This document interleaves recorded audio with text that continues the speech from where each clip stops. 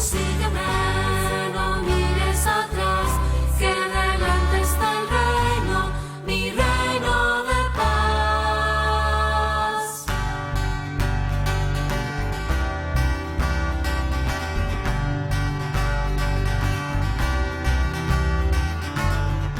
Bienvenidos a este programa, Ven y lo verás, en que Jesús nos sigue invitando a poder escucharlo, a estar con Él y ser enviados a una misión bien concreta.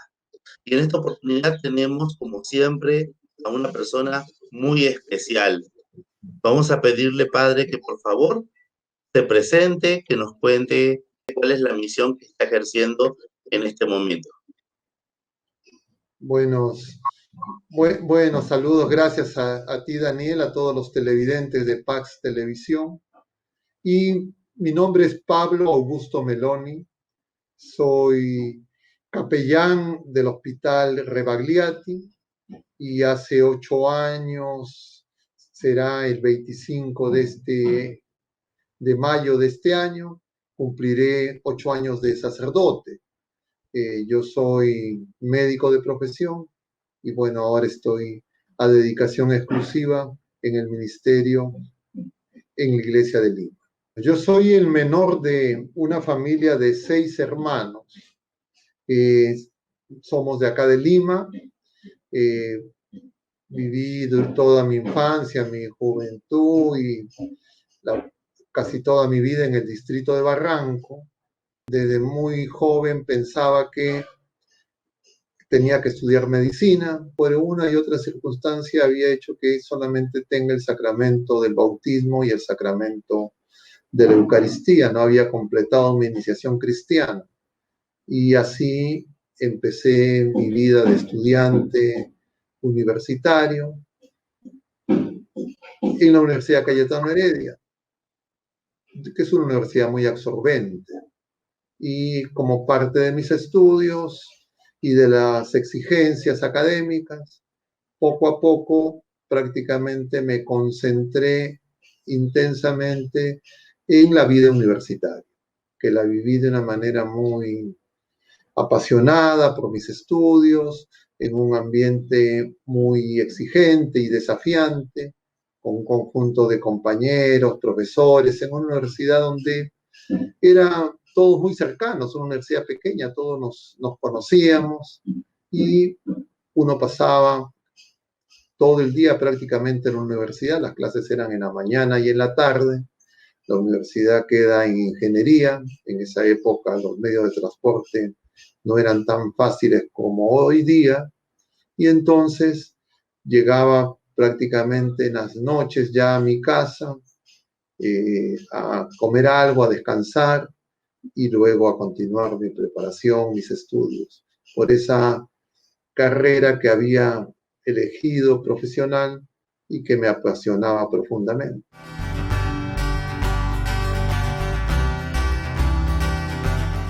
Era una persona, y sigo siendo una persona muy apasionada. Dicho coloquialmente, yo era de las personas que no le gustaba perder.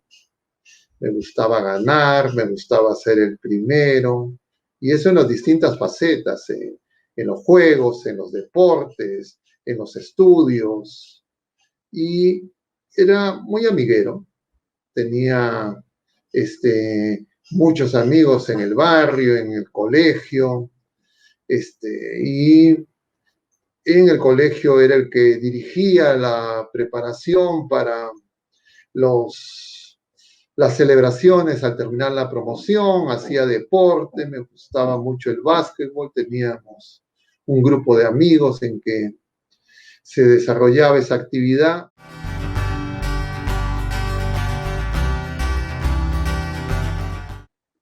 Y claro, como joven en esa época, pensaba, y recuerdo el lema que había en una de las aulas en las que tuve que estudiar desde primaria, el lema era, es el que estudia triunfa, y yo eso lo creía profundamente. Entonces pensaba que era muy importante los estudios, que me hicieron reducir mucho mi vida social. Entonces ya Mis amistades del colegio, del barrio, se fueron reemplazando por los compañeros de estudios en la universidad. Y en la universidad, de alguna manera, empecé a desarrollar esa nueva vida social, también participando en las actividades estudiantiles, no solo en las tareas académicas, con inquietudes también de poder proponer mejoras en los estudios. Recuerdo, en la Universidad Cayetano Heredia había ya y hasta ahora una asociación de estudiantes.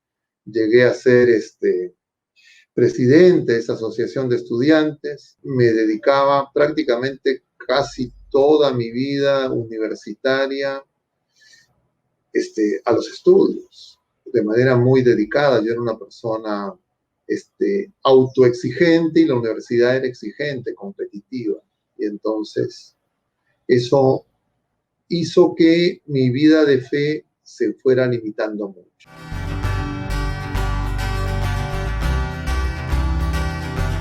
Los médicos somos, yo diría, por lo menos en Cayetano, por lo menos en lo de mi generación, porque no era algo exclusivo ni personal, sino era lo que compartía con todos los que llevábamos adelante ese ritmo de vida.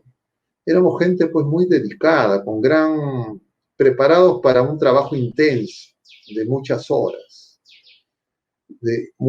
al día, más de 10 horas, a veces más. Entonces,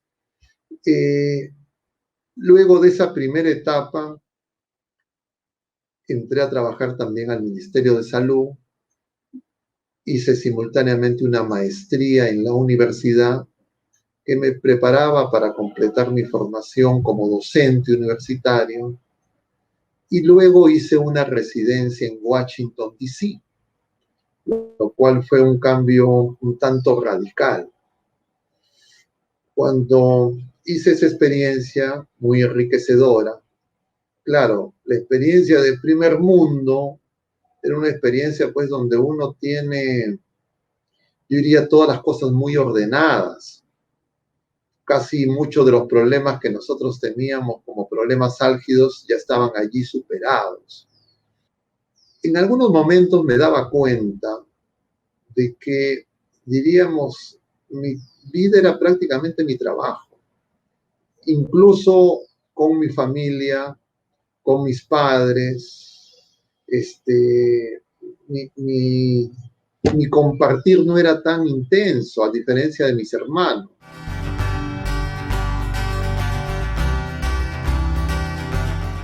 En esas circunstancias, al cabo de los años, enferma mi padre, finalmente muere.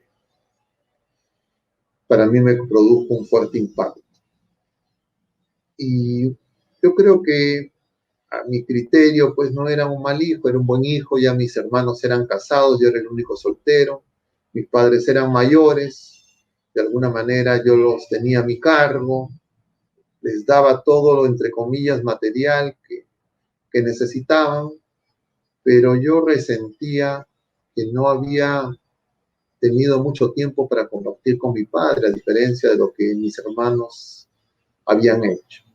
Y entonces me propuse tener una relación más cercana con mi madre, que quedaba viuda. Un día mi madre me dice que se estaba olvidando de rezar. Yo lo primero que pensé es que estaba teniendo un problema de memoria, algún problema de salud mental, un Alzheimer o algo de ese tipo. Y entonces lo primero que se me ocurrió es decirle: no te preocupes, vamos a rezar juntos. Y yo pensaba que con eso le iba a hacer ejercicios de memoria. Y entonces cuando llegaba de mi trabajo, le encontraba aún despierta, rezábamos juntos. Y eso durante un buen tiempo, pero esos días, esos momentos eran muy intensos y para mí muy significativos. Y de alguna manera, en las oraciones que rezábamos, recordaba que eran las que mi madre me había enseñado cuando era niño, y la veía ella con mucha paz. Muchas veces se quedaba dormida como una bebita, y era algo que en realidad hasta me estremecía profundamente.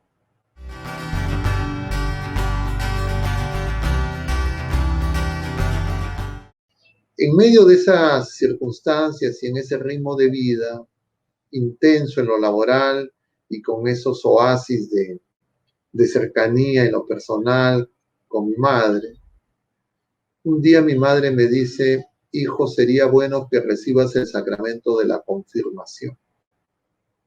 Claro, a mí me llamó la atención esa indicación casi a boca de jarro. Yo ya estaba en esa época, en la década de los 40. Y lo primero que se me ocurrió es, bueno, ¿cómo le voy a decir a mi madre que no? Como se dice coloquialmente, le seguí la corriente, le dije, no te preocupes, lo voy a hacer. Y así pasó el tiempo, más o menos en esa dinámica. Al cabo de algunos años, mi madre fallece. Yo esa conversación ya la había olvidado. Un día, ya luego de haber fallecido mi madre, hecho que me afectó emocionalmente bastante, voy un domingo, recuerdo, a misa en Barranco, a la parroquia Santísima Cruz, y escucho que había catequesis de iniciación cristiana para adultos, y automáticamente recordé inmediatamente que le había prometido a mi madre recibir el sacramento de la confirmación. Ya habían pasado algunos años y que no lo había cumplido. Y entonces dije, en homenaje póstumo a mi madre, me voy a inscribir. Y me inscribí a esa catequesis de adultos para confirmación en la parroquia Santísima Cruz. Y de ahí en adelante empecé a retomar ya ordenadamente mi misa dominical, y lo que me llamó la atención es que no tenía claro por qué me empezó a gustar. No es que eran grandes teólogos ni grandes maestros, los catequistas, era gente sencilla. Y yo me preguntaba por qué me gusta esto. ¿Qué tiene? Yo era profesor universitario. A veces, luego de, porque venía la catequesis y después íbamos a misa. Algunas veces después de salir de misa yo iba a dar clases de posgrado en la universidad. Y entonces el cambio era muy marcado. Y trataba de preguntarme por qué me gustaba. Y en realidad no lo entendía con claridad, pero una cosa que definitivamente para mí me impactó mucho era la entrega generosa de esos catequistas, que eran personas sencillas, padres de familia, que con mucho esfuerzo llevaban adelante su vida familiar, su vida cotidiana, y lo hacían gratis. Yo, sin darme cuenta, al cabo de los años, todo lo que hacía lo cobraba. Y entonces yo decía, estas personas todo lo hacen gratis. Me interpelaba profundamente eso.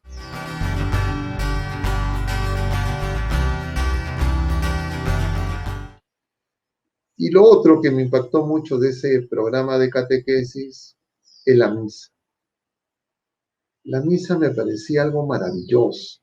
Yo decía, ¿cómo he podido pasar tantos años sin ir a misa? ¿Cómo me he perdido esta maravilla? Yo me creía inteligente, la gente me decía que era inteligente, yo creía que sabía mucho. Y decía, no puede ser.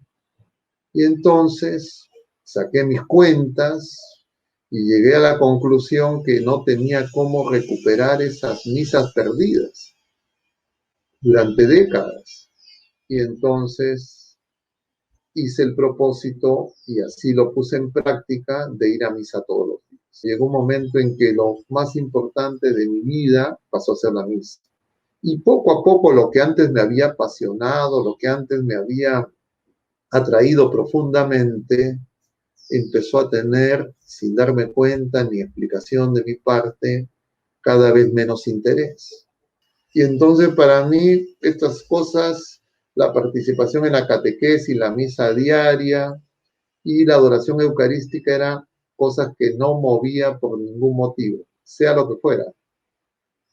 Empecé a hacer el rosario todos los días, descubrí un día la liturgia de las horas, me pareció hermoso, pregunté, me explicaron qué cosa era eso, me compré los libros, empecé a hacer la liturgia de las horas, nadie me lo indicó, y cada vez me sentía más atraído a las cosas del Señor.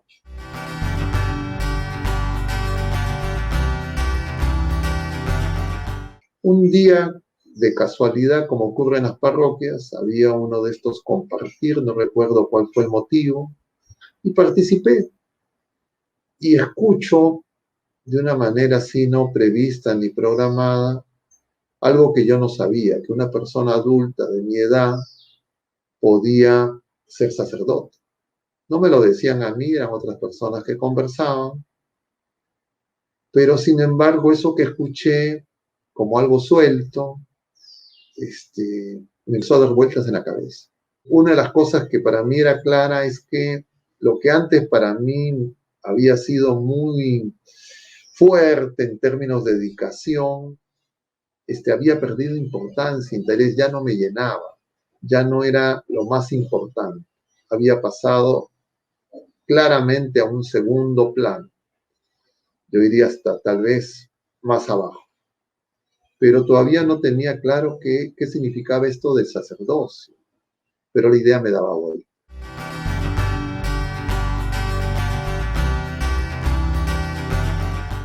Yo lo que quería y sentía que era lo importante es que alguien me diga, ¿usted tiene vocación a la vida sacerdotal o no? Y eso era para mí la pregunta fundamental. Entonces le preguntaba a este padre, pero no me daba mucha bola, como se dice. Y entonces iban pasando los meses, me decía, ponlo en oración, el Señor te va a hablar. Yo no entendía qué era eso de poner en oración. Y me ponía a hacer oración, era disciplinado, obediente en ese aspecto. Pero para mí no me hablaba nada. Yo tenía la idea, pues, que me tenía que arrodillar ante un crucifijo, ante una imagen del Señor, y que el Señor, la imagen me iba a hablar, me iba a decir algo. Pero no me hablaba nada, yo pensaba eso. Y cada vez sentía, pues, más intensamente que tenía que dedicarle más al Señor.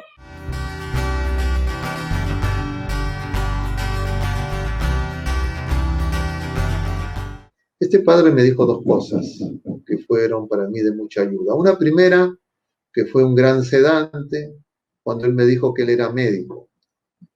Y entonces, para mí, con eso me tranquilizó mucho, porque yo pensaba, pues, de repente tengo un problema de salud mental. Entonces me di cuenta que no era la única persona, que habían otros casos y que podía ser. Y en relación a la pregunta inquietante de si tenía o no vocación, este sacerdote me dijo algo muy claro que yo agradezco mucho. Y me dice, la vocación tiene una dimensión subjetiva, pero la Iglesia ha creado los seminarios justamente para que eso subjetivo sea algo objetivo y poder responder esa pregunta que algunas personas tienen, como usted. Yo le digo, bueno, ¿y cómo se hace para responder esa pregunta? Entonces me dice, lo que tiene que hacer es entrar al seminario. Y le digo, bueno, ¿pero qué implica? Yo pensaba pues que podía hacer las cosas en simultáneo, como muchas veces a lo largo de mi vida había hecho muchas cosas a la vez en simultáneo. Entonces yo pensaba que podía seguir trabajando, simultáneamente ir al seminario, y en algún momento me iban a decir si tenía o no tenía vocación. Entonces me dijo, en un momentito, esto no es así. Acá se tiene que ingresar al seminario, esto es dedicación exclusiva, tiene que renunciar a su trabajo. Y entonces me dijo la conocida frase que ya había escuchado varias veces antes, póngalo en oración. Y entonces lo puse en oración según lo que yo entendía.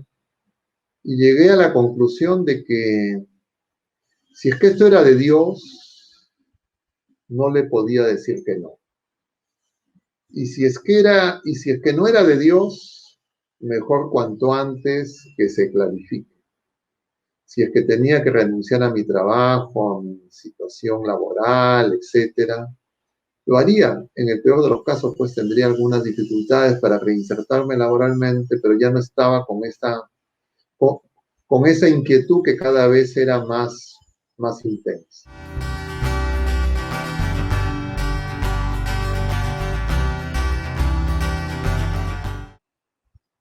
Y así finalmente entré al proceso de selección, finalmente fui admitido e ingresé al seminario. Recuerdo el primer día en el seminario, vi a mis compañeros y todos eran unos niños. Yo podía ser pues padre de todos ellos y hasta abuelo de algunos tal vez. Incluso era mayor que todos los sacerdotes que estaban en el seminario, excepto dos. Y claro, me pasó algo parecido que con la catequesis de confirmación, que me sentí un poco extraño, pero al cabo de un tiempo me empezó a gustar. Y entonces yo decía, ¿y esto por qué me gusta? Dos cosas para mí quedaban claras. Una primera es que tenía misa todos los días y que había sagrario muy cerca. Y eso me parecía un tesoro. Y lo otro es que me empezó a gustar porque esa dinámica de interacción con los jóvenes, etcétera, de alguna manera se me hacía, diría, fácil, se me hacía muy edificante. Los veía muchos de ellos como mis hijos, como mis hermanos menores, y entonces tareas que normalmente pues un seminarista hace en un seminario que yo nunca en mi vida había hecho ni en mi casa, las empecé a hacer y las hacía yo hoy día hasta con agrado, ¿no? Lavar platos, barrer, limpiar, etcétera. Y así fui haciendo mi dinámica en el seminario hasta que un día me llaman y me dicen que podía ser ordenado. Nuevamente la frase típica, pónganlo en oración, pero una vez que esto se decide, eso ya es irrevocable. Lo puse en oración y por supuesto para eso había ingresado y entendí que la iglesia estaba confirmando esa vocación subjetiva que había hecho que en poco tiempo mi vida cambiara radicalmente, de ser una persona autosuficiente, que viajaba por todo el mundo, decidía sobre muchas cosas. En mi vida laboral había tenido importantes cargos, jefaturas de distinto orden, profesor universitario, no solo en el Perú, sino en otros lugares y también dentro de Perú, en varias universidades. Y entonces veía hacia atrás y veía pues que había mi vida cambiado profundamente casi sin darme cuenta. Desde antes de formarte aún, en mi mente te tenía ya tenía asignado para ti un llamado.